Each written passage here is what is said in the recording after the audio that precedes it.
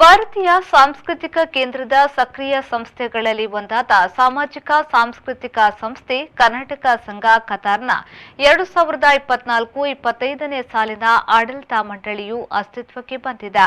ನೂತನ ಅಧ್ಯಕ್ಷರಾಗಿ ಮಂಗಳೂರಿನ ರವಿ ಶೆಟ್ಟಿಯವರು ಆಯ್ಕೆಗೊಂಡಿದ್ದಾರೆ.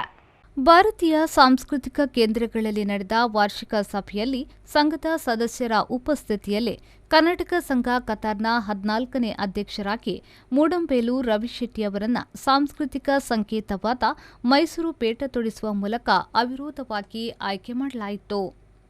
2024-25ನೇ ಸಾಲಿನ ಸಮಿತಿಗೆ ಆಯ್ಕೆಯಾದ ಇತರ ಸದಸ್ಯರಾದ ಉಪಾಧ್ಯಕ್ಷರಾಗಿ ರಮೇಶ್ ಕೆಎಸ್, ಪ್ರಧಾನ ಕಾರ್ಯದರ್ಶಿಯಾಗಿ ಕುಮಾರಸ್ವಾಮಿ, ಖಜಾಂಚಿಯಾಗಿ ಪ್ರದೀಪ್ ಕುಮಾರ್ ದಿಲೀಪ್, ಸಾರ್ವಜನಿಕ ಸಂಪರ್ಕ ಹಾಗೂ ಸಮಾಜ ಹಿತೈಷಿ ಕಾರ್ಯದರ್ಶಿಯಾಗಿ ದಿನೇಶ್ ಗೌಡ, ಸಾಂಸ್ಕೃತಿಕ ಕಾರ್ಯದರ್ಶಿಯಾಗಿ ಸೌಮ್ಯ ಕೆಟಿ, ಮಹಿಳಾ ಮತ್ತು ಮಕ್ಕಳ ಕಾರ್ಯದರ್ಶಿಯಾಗಿ ಭುವನ ಸೂರಜ್, ಕನ್ನಡ ಅಭಿವೃದ್ಧಿ ಕಾರ್ಯದರ್ಶಿಯಾಗಿ ಭೀಮಪ್ಪ ಕೋಥ, ಕ್ರೀಡಾ ಕಾರ್ಯದರ್ಶಿಯಾಗಿ ಸರ್ಫರಾಜ್ ಜಫರ್ ತಾಂಬಿಟ್ಕರ್, ಜಂಟಿ ಕಾರ್ಯದರ್ಶಿ ಎಲ್ಜೆ ಪಾಟೀಲ್, ಪರಿಸರ ಹಾಗೂ ವ್ಯವಸ್ಥಾಪಕ ಕಾರ್ಯದರ್ಶಿ ಶಶಿಧರ್ ಎಚ್ಬಿ, ಮಾಧ್ಯಮ ಹಾಗೂ ಸದಸ್ಯತ್ವ ಸಂಚಾಲಕರಾದ ಶ್ರೀಧರ್ ಚಂದ್ರ, ಜಂಟಿ ಸಾಂಸ್ಕೃತಿಕ ಕಾರ್ಯದರ್ಶಿ ಭಾವನಾ ನವೀನ್, ಸಲಹಾ ಸಮಿತಿ ಅಧ್ಯಕ್ಷರಾಗಿ ಮಹೇಶ್ ಗೌಡ ಆಯ್ಕೆಗೊಂಡರು.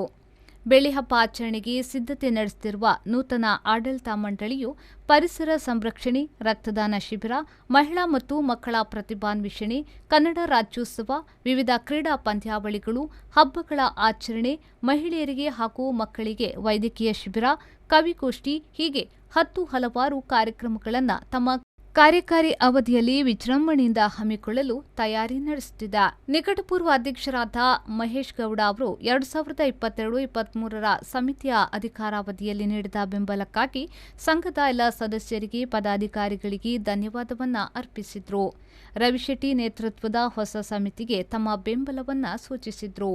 ಸಲಹಾ ಸಮಿತಿಯ ಸದಸ್ಯರುಗಳಾದ ವಿಎಸ್ ಮನ್ನಂಗಿ, ಅರುಣ್ ಕುಮಾರ್, ದೀಪಕ್ ಶೆಟ್ಟಿ, ಡಾ ಸಂಜಯ ಕುದರಿ, ಭಾರತೀಯ ಸಾಂಸ್ಕೃತಿಕ ಕೇಂದ್ರದ ಉಪಾಧ್ಯಕ್ಷರಾದ ಸುಬ್ರಹ್ಮಣ್ಯ ಹೆಬ್ಬಾಕಿಲು, ಭಾರತೀಯ ಸಾಂಸ್ಕೃತಿಕ ಕೇಂದ್ರದ ಮಾಜಿ ಅಧ್ಯಕ್ಷರಾದ ಮಿಲನ್ ಅರುಣ್ ಅವರು ನೂತನ ಸಮಿತಿಗೆ ಶುಭ ಹಾರೈಸಿದರು.